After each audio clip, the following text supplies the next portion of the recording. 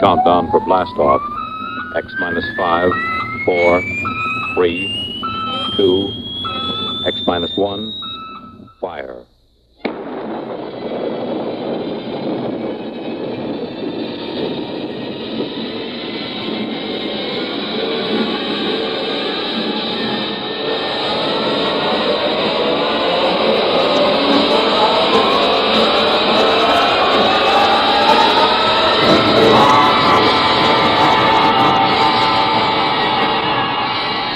From the far horizons of the unknown come tales of new dimensions in time and space. These are stories of the future, adventures in which you'll live in a million, could be years, on 1,000 maybe worlds. The National Broadcasting Company, in cooperation with Galaxy Science Fiction Magazine, presents X minus 1.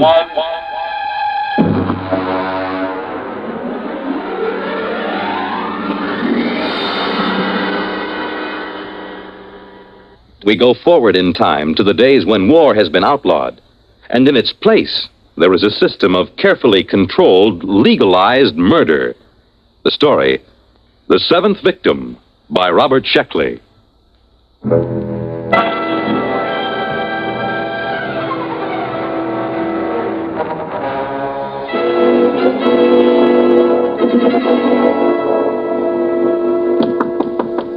Is that the mail, Jenny? Bring it right in. No, it isn't the mail.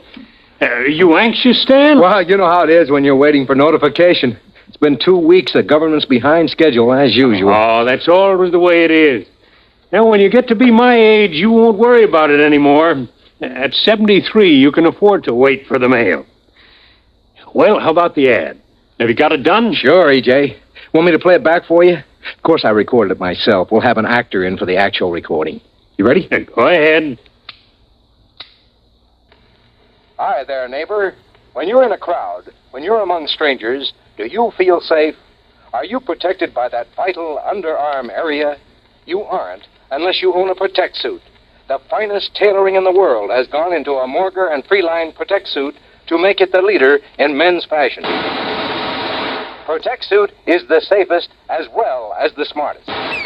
Every Protect suit comes with special built-in gun pocket, guaranteed not to bulge. Oh, nice. Very nice. A touch of the conceal button throws the gun into your hand, cocked, safety off. Why not drop into the Protect store nearest you? Why not be all safe? Oh, that's fine, Stan. That's fine. That's a very nice, dignified commercial. Mm-hmm. And you can relax. I picked up the mail just before I came in. Here's your notification. That's it. Look, from the ECB. That's the baby. Oh, you're not going to open it now. Oh, no, of course not. No one is supposed to know the victim's name except the hunter. That's right. Have a good hunt, boy. You need a kill. You've been all keyed up. Well, it's too bad you have to retire, E.J. Well, I got into the 10s club. 10 hunts. That's not such a bad record. 10 hunts, of course not. 10 hunts, and then, of course, victim in between. That's 20 kills. Mm-hmm. I sure hope my victim isn't anyone like you. Don't worry about it. What number will this be? My 7th. Oh, lucky 7. Go to it. We'll get you into the 10s club yet. By the way, I got a circular in the mail. Maybe you'd like to use it. Victims, why take chances? Use an O'Donovan accredited spotter. Let us locate your assigned killer. Pay after you get him. Oh, well, thanks a lot, E.J., but I've got my own spotter. Very good fella. Well, I suppose you're anxious to get home, open up, and find out who your victim is. What's that? Oh, shooting down the hall. I guess somebody got his victim. Good for him, eh? You bet. Oh, it feels wonderful, E.J. I feel alive again.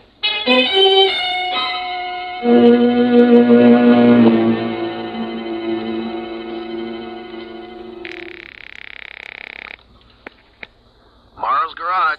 Hello, Ed. Freeline. Oh, hi, Mr. Freeline. I'm going out on one, Ed. Wow. Good luck, Mr. Freeline. I suppose you want me to stand by. Yeah, that's right. I don't expect to be gone more than a week or two. I'll probably get my notification of victim status within 3 months of the kill. Well, I'll be standing by. Good hunting, Mr. Freeline. Now, you'll be sure to save time for me now, Ed. I'd hate to be caught as a victim without a first-class spotter on my side, huh? Oh, now, don't you worry, Mr. Freeline. I'll be right there in your corner. I've got a couple of good ideas for an ambush that I haven't tried yet. Good, good. Well, I'll get back in touch with you right after the kill. So long.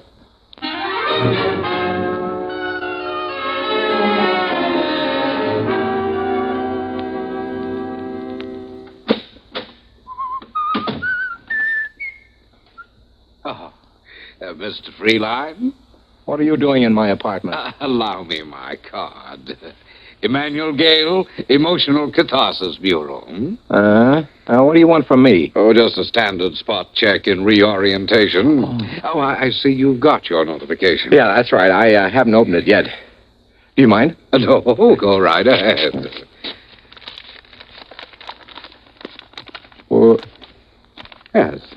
Anything wrong, Mr. Freeline? I mean, everything there. Photographs, address, description data. yes, but it says Janet Marie Patzig. Janet Marie? I've never killed a female. Is this in order? Well, just a moment till I check my list. Yes, that's right. The girl registered with the board under her own free will. The law says she has the same rights and privileges as a man. Could you tell me how many kills she has? Well, I'm sorry, sir, but the only information you're allowed is the victim's legal status and the descriptive data that you've received. Could I draw another? Well, you can refuse the hunt, of course. That's your legal right, but you'll not be allowed another victim until you have served. Women, always trying to horn in on a man's game. Why can't they stay home? Just doesn't seem feminine. Look, Gail, do you mind if I start packing? Oh, no. Go right ahead. If you like, you can give me the historical checkout while you pack, and I'll just tick it off here on my list. Well, all right. Where do you want me to start? Let's see. Question 1, I think. When was the Emotional Catharsis Board established? Well, the board was formed at the end of the Fourth World War, or the Sixth. Depends on if you count the new Argentina War. Well, either count will do. Go ahead. Well, let's see. Weapons increased in magnitude, efficiency, and exterminating power. Soldiers became accustomed to them, and it looked as if another war would be the war to end all wars. Would you hand me those shirts, please? Oh, yes, of course. So, this time, the peace had to last for all time, but the government recognized the presence of a need for violence in a large percentage of mankind. They recognized the validity of competition, love of battle in the face of overwhelming odds, and these, they felt, were admirable traits for the race. So their problem was to arrange a lasting peace that would stop the race from destroying itself without removing responsible traits. I'll just get a new toothbrush in New York. Very good, very good. All right, Mr. Freeline. Now, if you could run down the basic rules. Well, anyone who wants to signs up with ECB for a fine legal murder. Then, of course, he has to take his turn a few months later if he survives. The Emotional Catharsis Board picks the victims' names at random. A hunter is allowed 6 months to make his kill. Armament? Yeah. He's allowed to use a standard caliber pistol. He can wear no armor. Victim is allowed to wear armor and is allowed to hire spotters. Very good, very good. Now, we don't have to go over the penalties for killing or wounding the wrong man. I'm sure you know all that. Oh, it's a beautiful system, isn't it? All the people who want to kill can, and that's about 1/4 of the population. Those who don't want to don't have to. At least there aren't any more big wars, just hundreds of thousands of small ones. Huh? All right, Mr. Freeline, you're checked out for orientation. Oh, let's say I don't exactly like the idea of killing a woman. But she did sign up, didn't she? Yeah, that's right. Janet Patzig in New York. Well, I'll be taking one of our Protect Suit specials. Have you seen one of these, Mr. Gale? When I actuate the mechanism, watch how fast the gun springs out at the ready.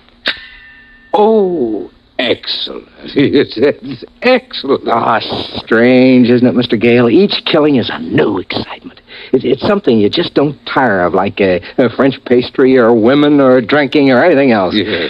Let's see, there. I guess that's it. Now a note for the milkman, and that's about all. Well, I'll be getting along, Mr. Gale. Oh, and good hunting, Mr. Freeline.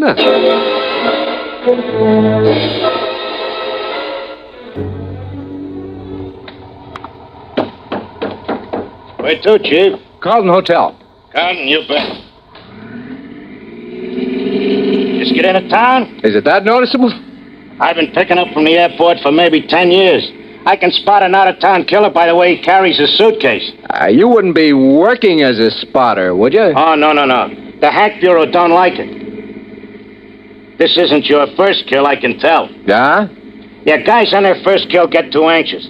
They want to drive right to the victim's address, walk right into an ambush. I'd say you had maybe 5, 6... 7. 7? Well, you haven't got too long to go before you get into the Tens Club. You ever been hunting? Nah, I can't afford it. Look, I'll tell you what. If you can just drive me around the Chelsea area, I'd just like to look at the streets. Aha, that's where your victim hangs out, huh? Sure, be glad to. You know what you ought to do, Mac? You ought to drop in at the Hunter hunting show at the Coliseum. They got everything. Bulletproof vests for victims, hats with bulletproof crowns.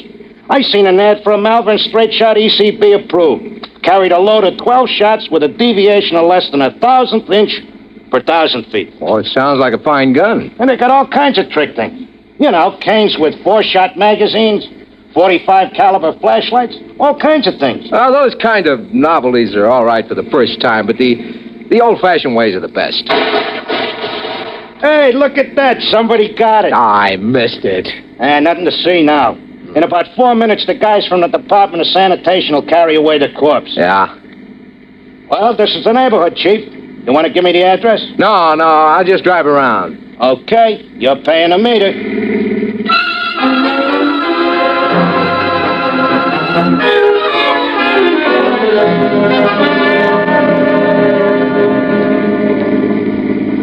Now, wait a minute. What is it, Chief? There. That sidewalk cafe, you see? Yeah, shall I stop? No, just drive slowly. There she is. Sitting at a table. You mean the victim is a dame? Yeah, she's just sitting there. She crazy, exposing herself in the open? Boy, that's sure no way to stay healthy. Not when you're a victim. Drive around the block. Okay. And she looks younger than her pictures. She looks sad. Wonder if she's been notified. She's got to be notified, Chief. They can't send you your notice until her signed receipt gets back to the office. It's automatic. That's right. Isn't she even going to try to defend herself? Doesn't look like it. Here we come again. She's still there. All I have to do is just ride by in a cab and pump a bullet into it. Okay, Chief, I'll go real slow. You be sure to allow for the motion of the car. No. Park across the street. Sure.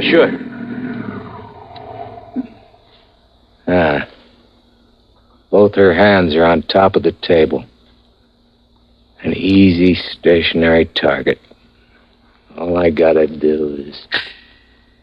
Say, that's some gadget. Hey, remember to roll down the window before you shoot that gun, huh? Nah, it's an easy shot. It's too easy. Look, mister, hurry up, will you? If a cop comes along and finds you shooting out of my cab, he'll give me a ticket for double parking. No, it's too easy. All my other 6 kills have been hard. My victims have tried every dodge. One of them hired a dozen spotters. I got them all. I dressed as a milkman. Hey, that's pretty clever. Nah, this wouldn't be a trophy. Here, put your flag up. I'm getting out. Okay. Going over to talk to her. She's your victim. I know. It's too easy this way.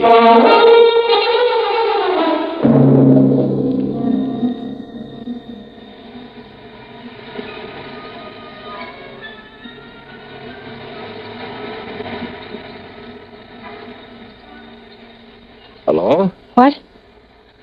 Hey, look, if I'm being fresh, just tell me and I'll go. I'm an out-of-towner here on a convention. I'd just like to talk to somebody. If you'd rather I didn't. Oh, I don't care. May I sit down? Like to buy you a drink, if I can?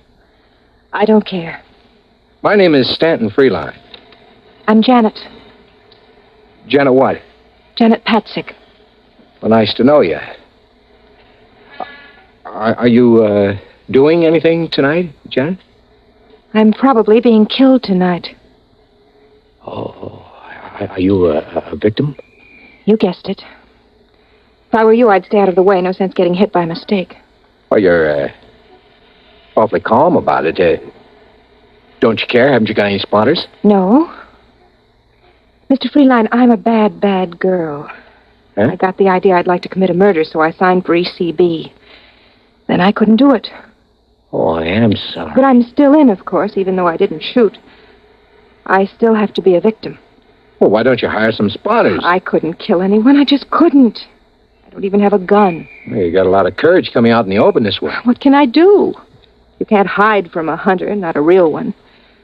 I don't have enough money to make a disappearance. Well, since it's your own defense, I should think... No, I've made up my mind about that. This whole thing is wrong, this whole system. When I had my victim in the sights, I saw how easily I could... Oh, let's forget it. I'm glad you talked to me. At least it'll pass the time.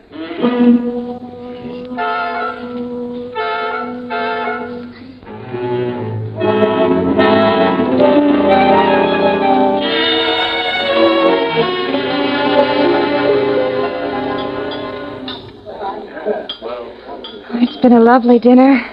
Just lovely. I'm glad you liked it. I usually stop at this little place when I'm in New York. Do you come in often? Oh, on business. I'm in clothing, you know. What do you do? Oh, I'm an actress. Well, that's a laugh. I'm not really an actress. I'd like to be an actress, but none of the producers seem to see it that way. How old are you? 22. I've only been in New York for a year. You know, you're really being very foolish just sitting out in the open that way. Why, you're a hunter. Could come along and just pump a bullet into you. I know, but somehow I feel safe with you. Oh. Say, Janet, would you like to go to the gladiatorials with me tonight? We got about 20 minutes. We'd only miss the opening numbers. Well, I suppose so. Might as well, huh? Eat, drink, and be merry.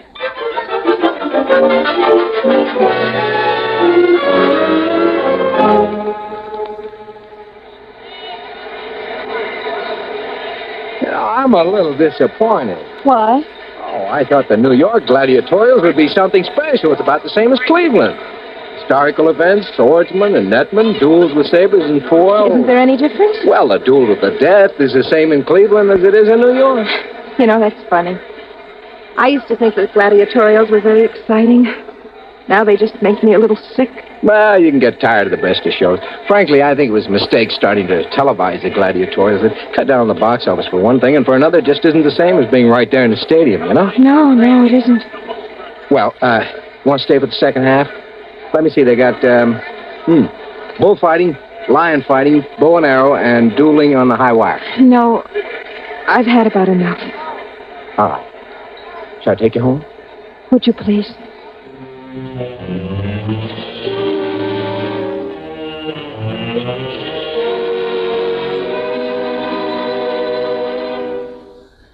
Sit down. I'll fix you a drink. Janet. What? You're crying, aren't you? Oh, no, not really. It's just the thought that any minute from anywhere a bullet can come crashing into me. It makes me feel so soft and helpless. You are soft. Oh, Janet. You're leaving New York soon? I suppose so.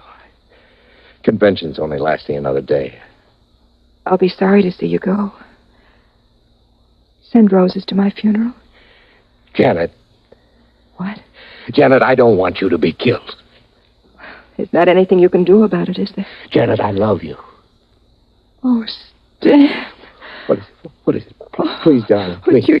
You can't love me. I'm a victim. I won't live long enough to... You won't be killed, Janet. Listen to me, Janet, darling. I'm your hunter. Are you going to kill me? Don't be ridiculous. Darling, I'm going to marry you. Oh, Stan, my darling. Oh, the waiting. I've been so frightened. It's all over. Think what a story it'll make for our kids, Oh, huh? darling. How I came to murder you and left marrying you. Oh, Stan, kiss me. Oh,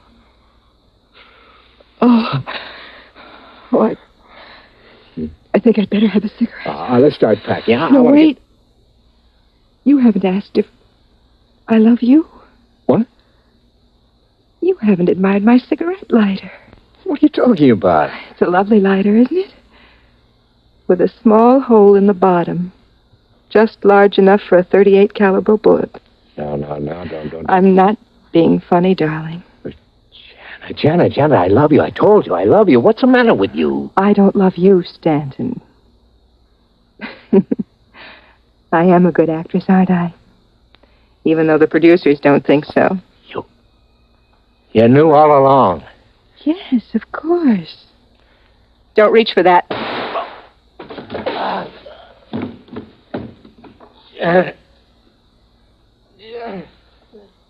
Yes, darling.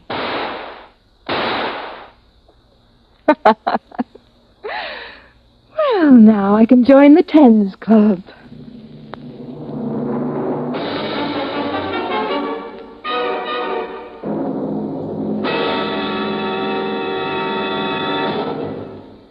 You have just heard X-1, presented by the National Broadcasting Company in cooperation with Galaxy Science Fiction Magazine. X-1 has brought you The Seventh Victim, a story from the pages of Galaxy written by Robert Sheckley and adapted for radio by Ernest Kenoy. Featured in the cast, Lawson Zerbe as Freeline, Terry Keane as Janet, his killer, Frank Maxwell as the cab driver, Ian Martin as Emmanuel Gale of the Emotional Catharsis Bureau, Irv West as Freeline spotter, and Arthur Hughes as his business partner. Your announcer, Fred Collins. X-1 was directed by Kenneth McGregor and is an NBC Radio Network production.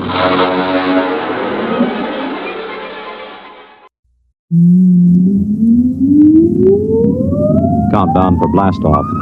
X-5, 4, 3, 2, X-1, fire.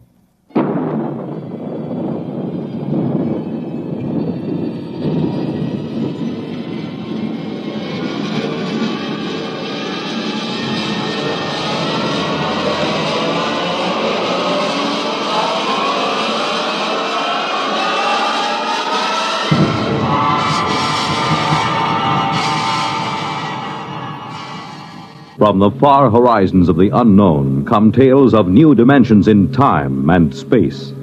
These are stories of a future, adventures in which you'll live in 1,000,000, could be years, on 1,000 maybe worlds. The National Broadcasting Company, in cooperation with Galaxy Science Fiction Magazine, presents X minus one.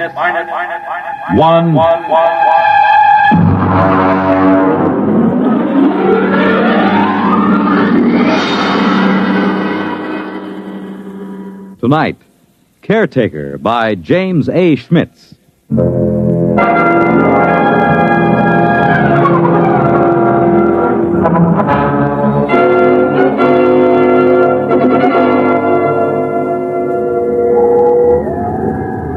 Commander Lowndes? Yes, Mr. Harris. Astrogation reports planetary orbit secure. What vector, Mr. Harris? Approximately 1,000 miles above subject planet 3785. Well, we'll have to give it a name soon, Harris. Yes, sir. Engineering secured. Damage control parties working on the hull. Very well. Has Martyr touched down in the scout ship? Yes, sir. We have him on the tight beam. Give him to me on my screen. Yes, sir. Sparkman, put Martyr on the command screen. Exploration ship Titan calling ship 375. Come in. Scout 375 reporting.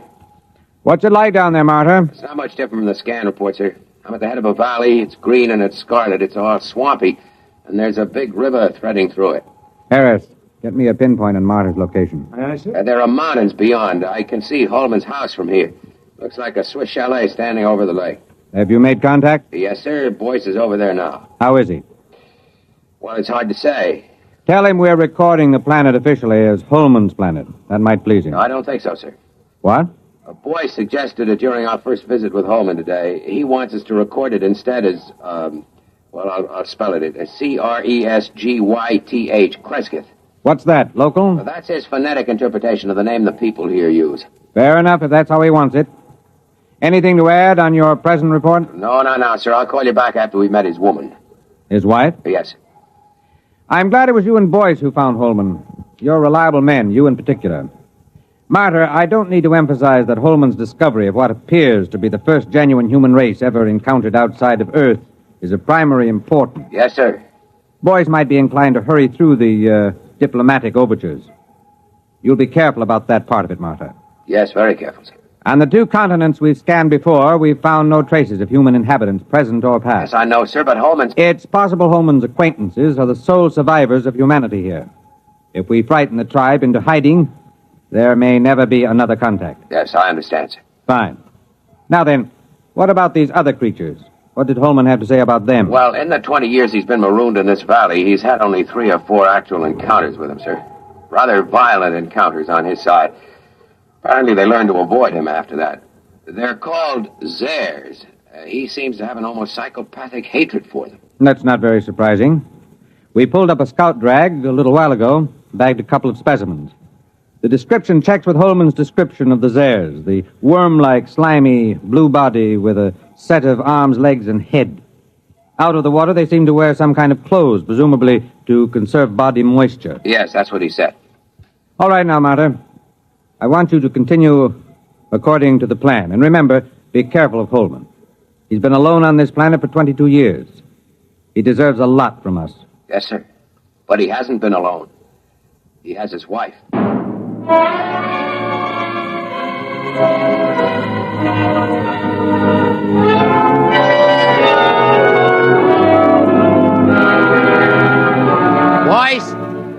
Boyce, where are you? Down here. I'm with Holman. Check in with the exploration ship? Yes, it's all right. Holman, they say they'll name the planet the way you want it. That's good. Celia will like that. Celia? My wife. I called her Celia from the start. She likes the name. I see. Where's she now? Oh, she's out somewhere. She's very timid. She'll show up sometime in the night, and I'm leaving the doors open for her. I'll talk to her a little first to reassure her, and you can meet her then. Meanwhile, would you like to see her picture? Why, have you got photographs? No, I painted it. I used to do a little bit before I went into service. It's over here. I've done about 50 or so paintings over the years.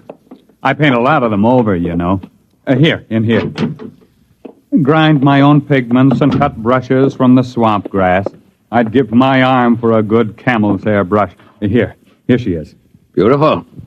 Real good looking. Of course, it isn't an exact likeness. I tried to capture the spirit. I think I've got it pretty good. You know, there's something about that picture sort of... Never mind, boys. Boyce doesn't know much about art. Yeah, but I know what I like. I like a good-looking woman. You're a lucky man, Holman. You wanted to see the deep water well. It's right through here. Actually, it's just an opening through the concrete to the river that runs below. It's as pure as anything you could wish. If they want to refresh the water tanks of the ship... Yes, I'll take it up with the captain. We'll be staying a week or more. We're to follow your judgment in every way in establishing contact with the Cresgythians. Good. We can't do anything till Celia comes in, and we'll have to be very tactful then. But I'm sure it won't take a week. Well, what makes them so shy of us? Oh, it's not you, it's me. Or it's an impression I gave them of the Earth kind of human beings. Come on upstairs and I'll tell you.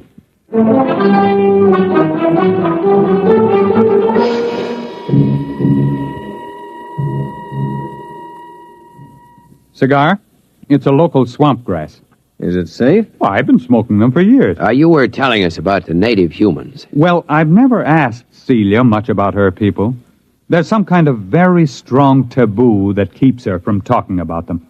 How'd you meet her? Well, our ship crashed into the valley originally. I was the only man left in the original crew of 4.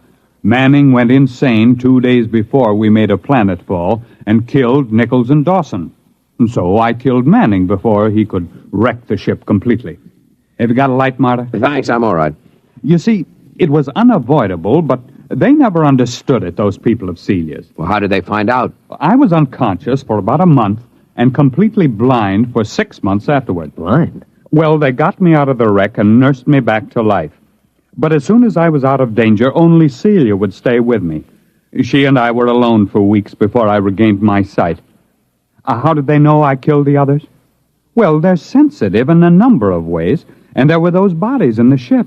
They withdrew from me as soon as I no longer needed their help. Then in all this time you were never able to gain their confidence? It's not a question of confidence. It's a question of, well, I'm trying to tell you. I didn't mind being alone with Celia. You'll understand that when you see her. The others stayed in a small lake village they had a couple of miles up the valley across the swamps. Celia went up there every few days, but she never brought anyone back with her. I suspected it was simply because I was an alien. I thought they'd get over that in time.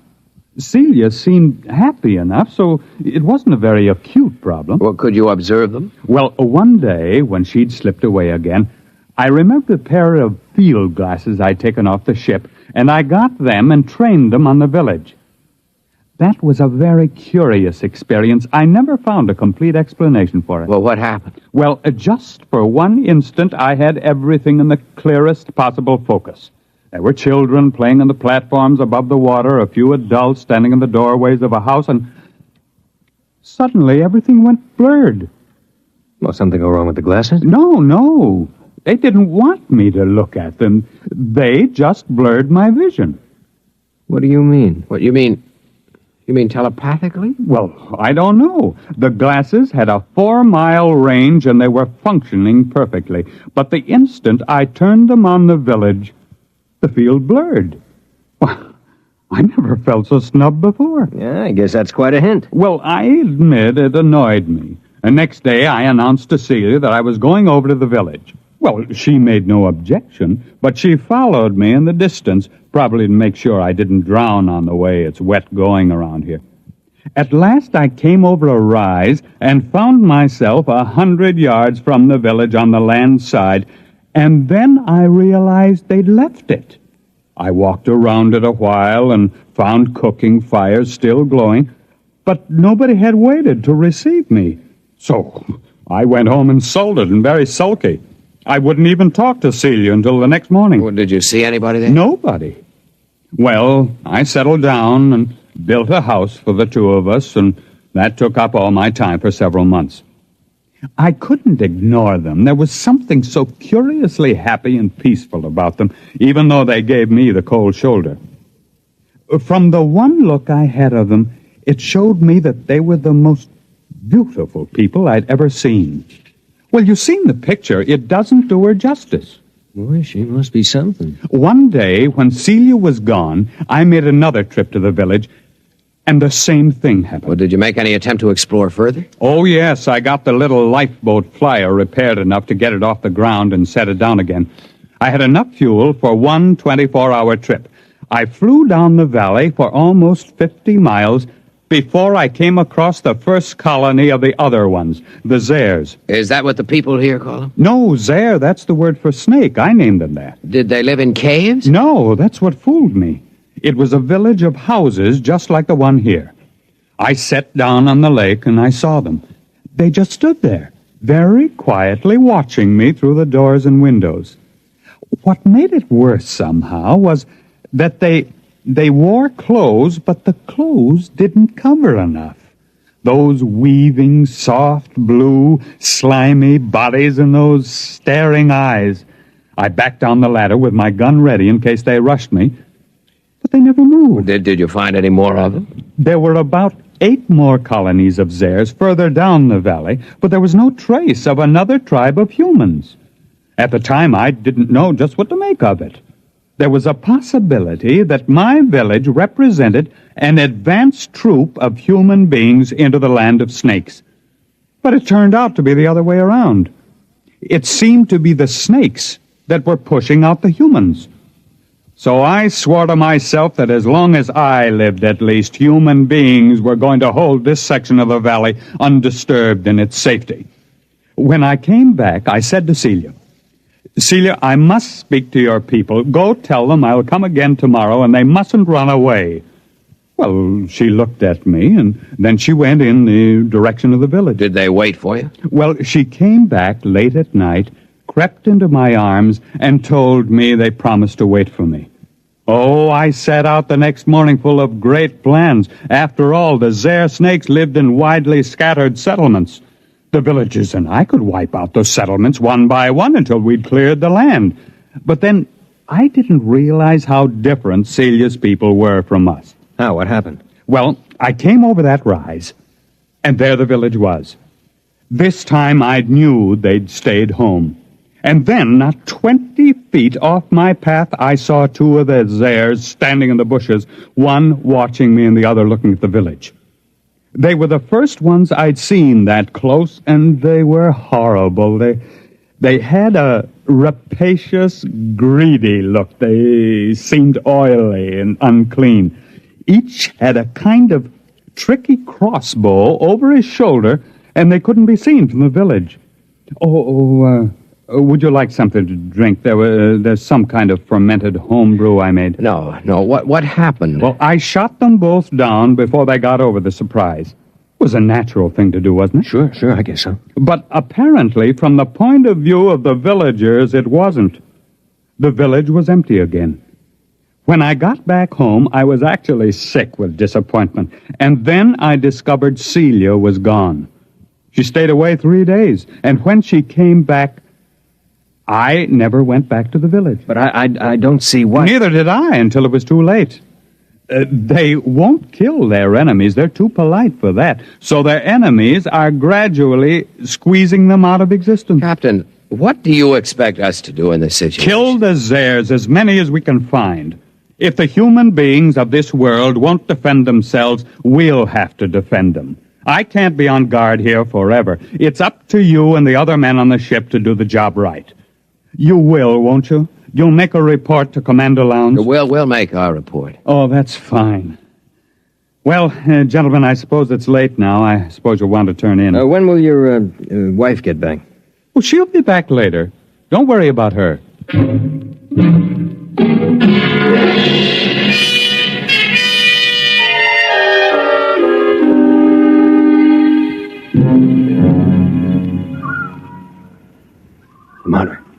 Marta, you awake? Why, what do you want? Listen. What? Somebody moving in the house. Listen. Holman? No. Listen to those steps. Now, hear him? That's no man. Slow, dragging. Yeah, come on. Wait a minute. Sidearms. Right there, come on. Quiet, it's coming from downstairs. Stop. Listen. Wait till I get the safety catch off. Look. No firing unless I tell you. Look, Mother, I'll take care of myself. Maybe it's one of those Zares. I'd like to get a shot at them. Come on. Downstairs, all right. There's a light. What's that? A missile gun. Holman had a number of obsolete weapons down there. Hurry up. Look out, there goes the light. I've got my torch. It came from the well room. Oh, it's the dog. Stand back. Turn your light in there. It's Holman. They've got Holman. There it goes. Stand clear. I'll blast it. Wait a minute. Get out of the way. It's one of those Zares. Give me a clear shot. Hold it. Can't get out of here while we've got the well covered. Now keep your blaster ready while I look at Holman. I hear it moving back there in the shadows. He's dead. Come on, make a break for it, you rotten, slimy snake. Come on. Shot through the head with his own gun. Who's that Zare, that snake? You got a good look at it? No, it jumped for the shadows. There it is. Marta, swing your torch around. I'll roast it with one blast. Listen. Who's that? You who are his friends, will you listen to me? Who are you? He called me his wife. What? How'd she get in here? If that Zare gets a hold of her... Quiet. Don't move. I won't. Why did you kill him? But I thought you understood. What do you mean she killed him? It was that Zare, the snake. There are medical men who'd say he'd been insane for 20 years as he counted time. They would have forced him back into sanity. I could not bear the thought he should suffer that. Suffer what? Are you all fools? He was a fool, though I loved him. He could not see beyond the shape of things. So here among us, he saw shapes he could bear to see.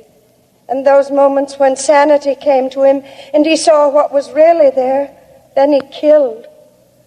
Are you all like that? What's she talking about? Is the snake there with her? Go upstairs, boys. Wait for me outside. You're going to kill that snake? Yes, I'll kill the snake. All right, take my blast. Now be careful. Get it between the eyes, Marta. Roast that Zare to a crisp. Go on outside. Are you still there? Yes, Is there any way you can get out? I can leave by the river that flows under the well if you do not shoot at me. I won't shoot at you. May I take his body? Yes. And you will all leave with your ship? I loved him, although my people thought it strange, almost beyond their tolerance. They are foolish, too, yet not as foolish as you are. They saw what was in his mind, and not beyond that, and so they were afraid of him. But he is dead now, and there is nothing that your people and mine could share. We are too different.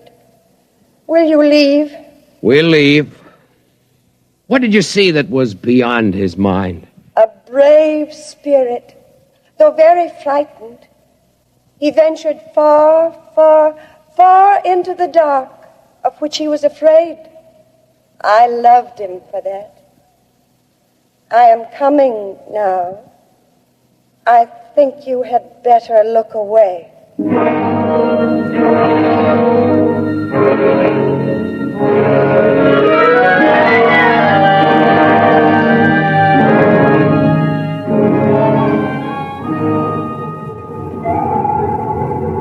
Martyr. Yes, sir. I've just been down to sick bay. Boyce is all right. He's in shock. Well, I gave him a shot of sedative on my way up here. Oh, the medics say he'll be all right. They're giving him a reconstructive psychotherapy fix. He won't remember much of it. If you had looked squarely at that thing, we might have had to give you the same treatment. Our pickled specimens of the Zare are pretty hideous. I suppose it's all the way you look at it. Yes, I suppose so. Holman had his own way of looking at it. Selective hysterical blindness maintained for 22 years, with his own type of artistic hallucinations thrown in. I can't help wishing it hadn't happened to Holman. He didn't maintain it throughout. When he was hallucinating, he saw them as beautiful. He saw her as beautiful. But when he saw them clearly, where they really were, he killed them. Who wouldn't? I almost feel like getting out of space and staying out for good. Well, it's time to file a report and wrap up. What are you reporting?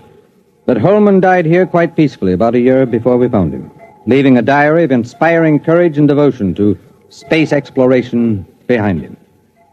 We'll have time enough to work up the diary. That should keep everybody happy. All secure, sir. Shall I close down the ports?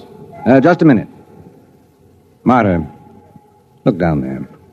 The whole galaxy. Do you think there actually are people out there somewhere? I hope so. Do you think we'll ever find them? I don't know. They've never found us.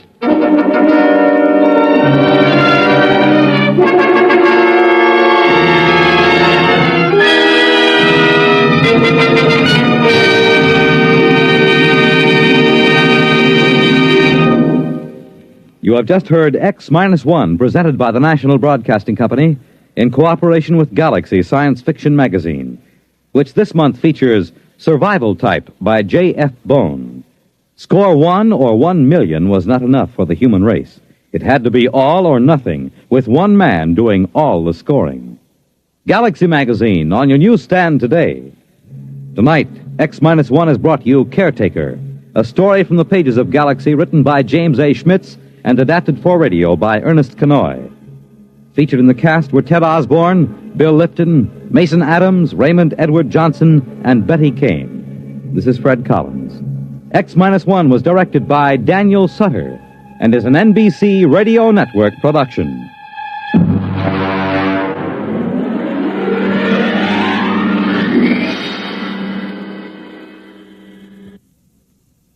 Polio is not over yet. A total of $46,900,000 is needed to continue the fight against this crippling disease. Thousands of polio victims are depending on you. Help finish the polio fight. Join the 1957 March of Dimes.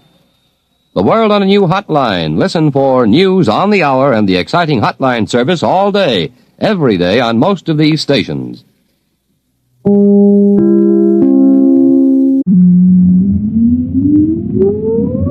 Countdown for blastoff. X-5, 4, 3, 2, X-1, fire.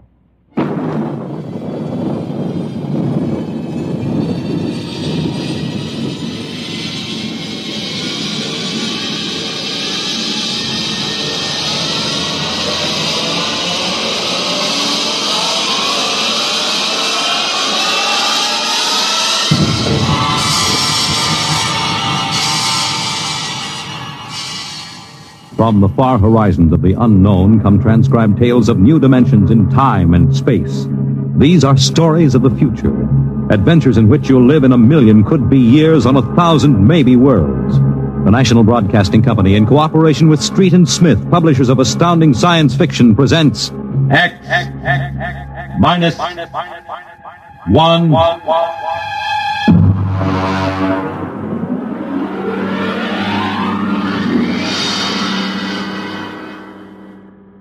Tonight's story, Child's Play by William Tenn.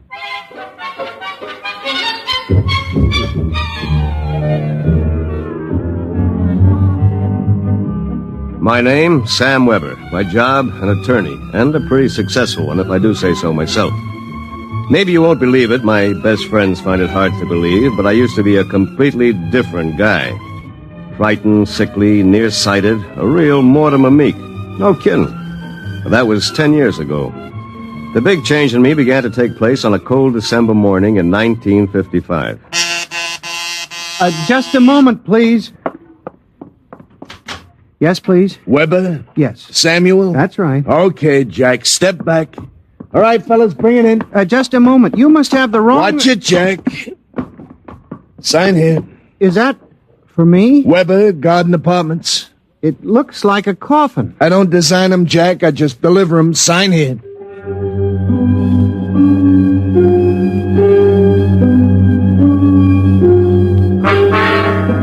After much straining, I wasn't in very good physical shape those days. I managed to push the box under my single light bulb. There was a card in a small envelope. Let's see. To Sam from your classmates at the Interdimensional and Cosmic Institute. Merry Christmas. 2155. Holy jumping catfish. Hey, mister! Hey, mister! There must be some mistake. Hey! Holy jumping catfish. They were gone. And I didn't even know which delivery company it was. I sat down to think, and it was just beginning to seep into my sleepy brain that maybe this was one of Lou White's practical jokes when I noticed there was something funny about that box. For one thing, it was dated 2155, 200 years from now. And for another thing, it was solid gold.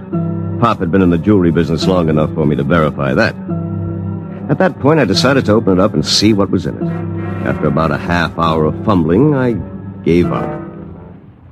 All right. If you won't open, you won't open.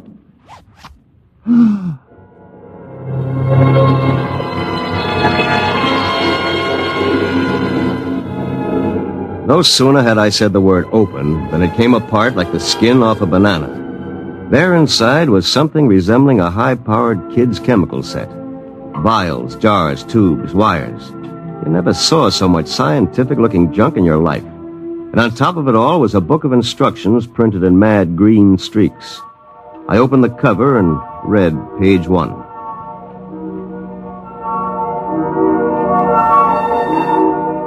Build-A-Man set number 3. This set is intended solely for the use of children between the ages of 11 and 13. The equipment will enable the child to build and assemble complete adult humans in perfect working order. A disassemblator is provided so the set may be used again and again with profit. Refills and additional parts may be acquired from the Build-A-Man Company, 928, Diagonal Level, Blunt City, Ohio. Remember, only with Build-A-Man can you build a man.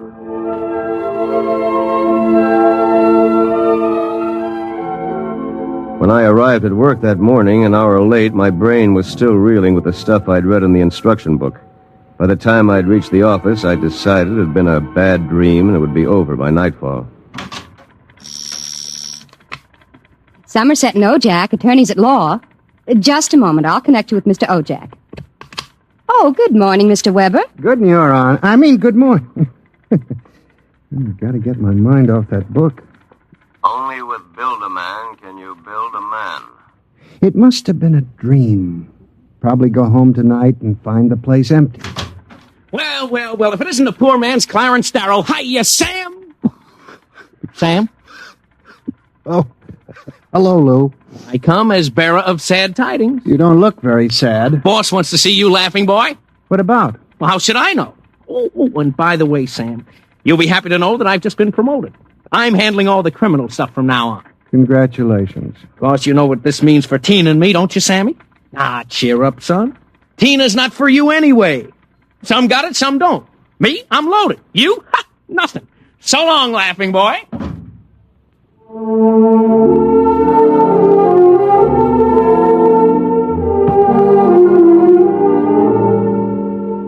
That was my good friend Lou White. Lou was one of those guys who always lands with his feet firmly planted in the back of somebody else's neck. In the year I had known him, he'd already managed to steal the job I wanted, and he was now working on the girl I wanted. Her name was Tina. Tina Velvet. She was...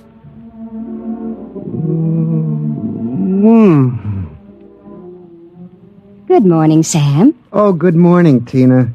My, you look... Yes? Good enough to take to lunch. Oh, I'm sorry, Sam, but I promised Lou. Sure. I hope you're not too disappointed. Me? Oh, no. Some got it, some don't. I don't. Theoretically, Tina was employed by Somerset and Ojak as combination secretary and switchboard operator for Lou and me. I guess she wasn't what you'd call really smart, but she always managed to look like a pin-up girl caught with her clothes on, if you know what I mean. Well, that was Tina. I tried to steady my blood pressure as I walked into the boss's office. You sent for me, Mr. Ojak? Oh, yes. Sit down, Weber. Sit down. Thank you, Mr. Ojak. My boy, in this business, you've got to be aggressive. You've got to go out and create new clients. I don't mean ambulance chasing or anything like that, but you've got to show some zip. Yes, sir.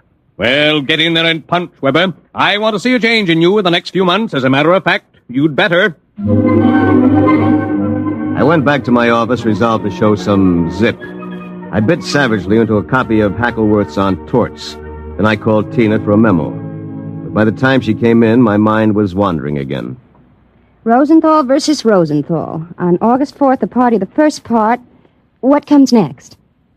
Sam, what comes next?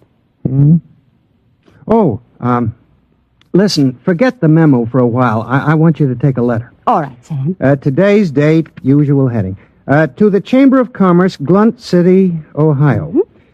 Gentlemen, would you inform me if you have registered a street or avenue known as Diagonal Level or Avenue?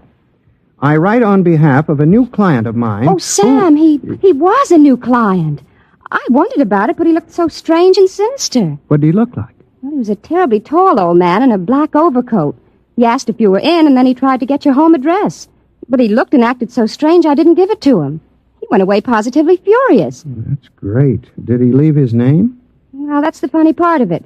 He just said he was the censor or the census taker or something from the 24th Oblong.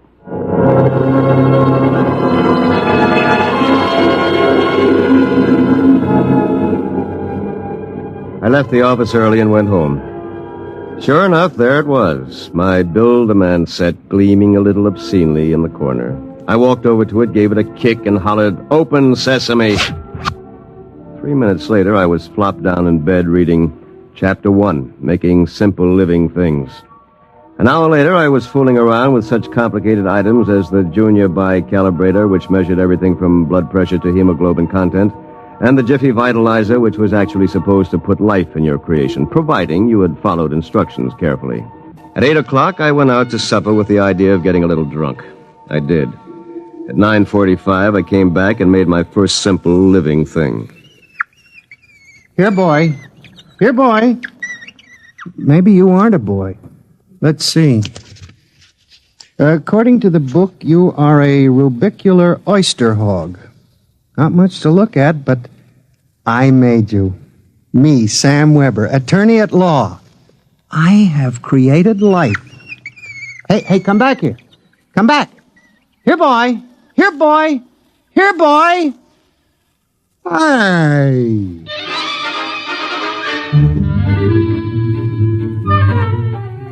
It was no use. My rubicular oyster hog, which was a cross between a field mouse and an oyster, had run out under the door and into the world. Next morning in the office, I turned to Chapter 2, duplicating babies and small humans. Assemble your mannequin, setting all molds to the indicated calibrations. To disassemble a model, use the disassemblator provided with the set. If you cannot destroy your creation, the law requires you to call the census keeper for your oblong. Good morning, Sam. Here's that memo on Rosenthal versus Rosenthal. Also a letter for you. Shall I read it? Please. Dear Mr. Weber, there is no firm at Blunt City bearing the name of Build-A-Man, nor do we have any thoroughfare called Diagonal. Sincerely yours, Thomas Plantagenet, Mayor. Well, that's that. Oh, by the way, your client was here again this morning, the ghoulish one. What'd you tell him? I said you'd be in later. Thanks. Will that be all, Sam? Yes. No. Are you doing anything New Year's Eve? Sam, I'm disappointed in you. What did I do? You haven't even noticed. Noticed what? The ring, silly. Third finger, left hand. What? Lou gave it to me. Well, Lou has plenty of zip. I'm sure you'll be very happy zipping around with each other. Oh, Sam. What's the matter? I don't know. I'm so confused. Hey, listen, what's going on in here? Tina just told me the good news about your engagement. She's crying with happiness. Oh, is that right, honey? Well, no hard feelings, Sam. It's just that the best man got the girl. You understand how it is. Oh, by the way, we're having a little celebration at Sigali's tonight. Drop around and we'll live it up a little, huh?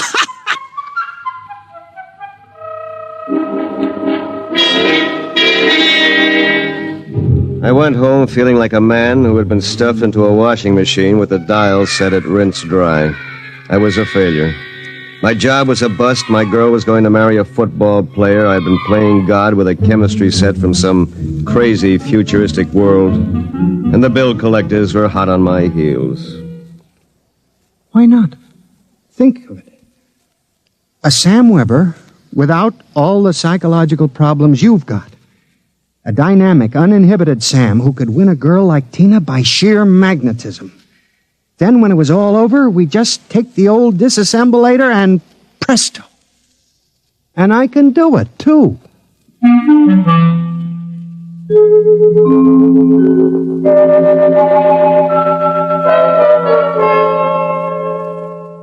Chromosome content check. Well, here goes. It's moving.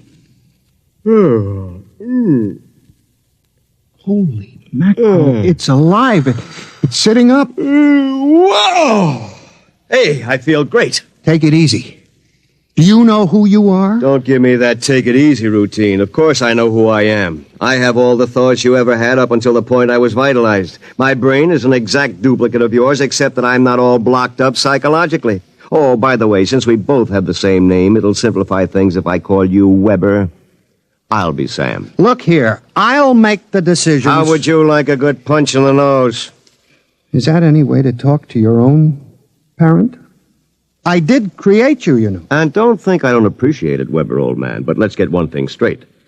I live my life and you live yours. Got that? Who pays the rent? You do. For a while, anyway. I haven't decided whether or not I want to stay in the law business. The law business? It'd be a shame to waste all that good training, though. We went to Harvard, didn't we? On the other hand, I want to spread out a little. Tina's the kind of girl to whom money is very important. Tina? What'd you expect? We're not quite the same, you and I. I've got zip. Don't use that word. Sorry. Now, how about some dinner? I'm starved. We'll have to go out. I'll need some clothes. Sorry, I only have this one suit. Fine, you can lend it to me. But what about me? I'll bring you a sandwich after I come back from Sigali's. Sigali's? You haven't forgotten, have you, Weber? We're invited to the celebration, Tina and Lou White. Only it wouldn't look quite right if we both showed up. So I'll tell you all about it. Now, come on, off with the suit. And no nonsense. Hey,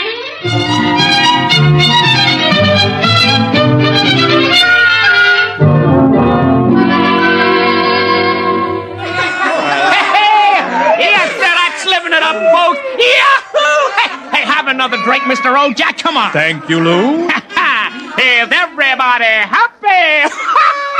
Oh, Tina, honey, you having yourself a little old time? Well. The happy couple. Sam! Good evening, cats. Everybody's lit up like a Christmas tree, huh? Well, I'll be...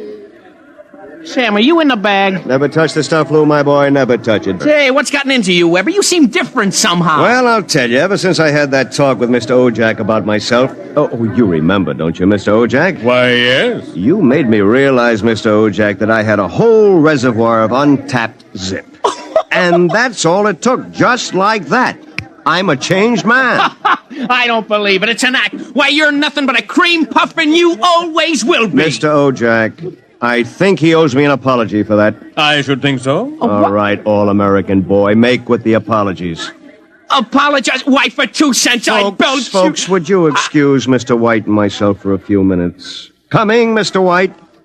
I'll be right back, honey.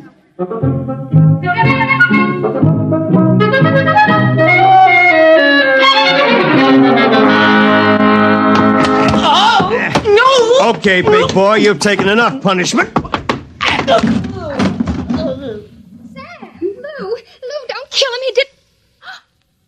Oh, dear. He'll be all right in a little while, baby. Did you? I mean... Oh, Sam. Tina. We really shouldn't be... kissing like this. Well, it's what you've always wanted, isn't it?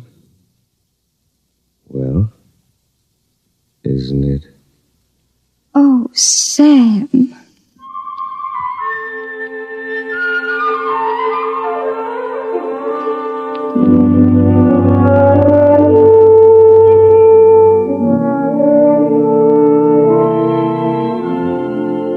By this time, he's probably kissing her. And there's nothing you can do about it, Weber, old man. Nothing. Hey, wait a minute. Where's that book of instructions? To disassemble a Build-A-Man model, merely focus the ray of the disassemblator device and press lever X. Tina, my Tina. So you're finally home. I'm starved. My boy, you are looking at a man who, in one fell swoop, has got himself a raise, a promotion, and a wife. At least she'll be my wife tomorrow. Who? Tina, of course. Who have we wanted so desperately all these years? I don't believe it. It's true. I had to put on quite a show, but all around it was a real success. Mr. Ojak was so impressed, he called me aside and said he was going to give me a crack at some criminal cases, and if I made the grade, who knows, I may even accept a partnership. And what happens to me? I suppose I sit in this room with no clothes for the rest of my life. Oh, you'll be well taken care of, Weber. You've got it all figured out, haven't you? That's about it. Only you neglected to consider one thing. Oh, what's that? This. Oh, come on, put that down. I'm going to melt you down like a Welsh rabbit. Weber, you can't do that. It's murder. It's like killing your own son. Take off my suit, you phony. You won't be needing it again. You're going through with it, huh? I am. All right. Then here's your jacket. Oh, my arm. Now, you give me that thing. Give it to me. That's better. Now we'll fix this little item so it can't do any damage. You see, Weber, you don't have the guts to stand up against the man you might have been. What's that sound? Somebody's coming up the stairs. Listen. Take a peek through the keyhole, Weber. Holy jumping. It's him. Whom? He's burning it. He's burning a hole right through the door. Good evening, gentlemen. Who are you? I'm the census keeper for the 24th Oblong. You see, your Build-A-Man set was intended for one of the Weber children, who's on a field trip in this oblong 200 years from now. Because of an unfortunate time warp, the set was delivered here accidentally. You mean this set came here from 200 years from now? Precisely. Time, as with all things, is relative. We shall have to recover the set, of course, and adjust any discrepancies it has caused. Meanwhile, the problem is, which of you gentlemen is the original Sam Weber? I am. Listen. Liar. Difficulties. Why can't I ever have a simple case like the doublet conduplication? Now look here, Mr. Census Keeper. The duplicate will obviously be less stable and more emotionally unbalanced. Certainly a man of your qualifications can decide which of us is the more valid member of society, which of us will conform more readily to the standards. Naturally. I observed that one of you was naked. That, of course... Wait a minute. And you seem to be trembling, whereas this gentleman seems quite calm. Hold it! You're making a mistake. I hardly think so. Stay away from me. Do not struggle. Help! Please, please, you're... Mr. Weber. Yes? It would be better if you didn't watch. Of course. You understand? It's not the gift of the Build-A-Man set we're afraid of letting you have. It's the principle involved. You people just aren't ready to play God. You understand, of course? Perfectly.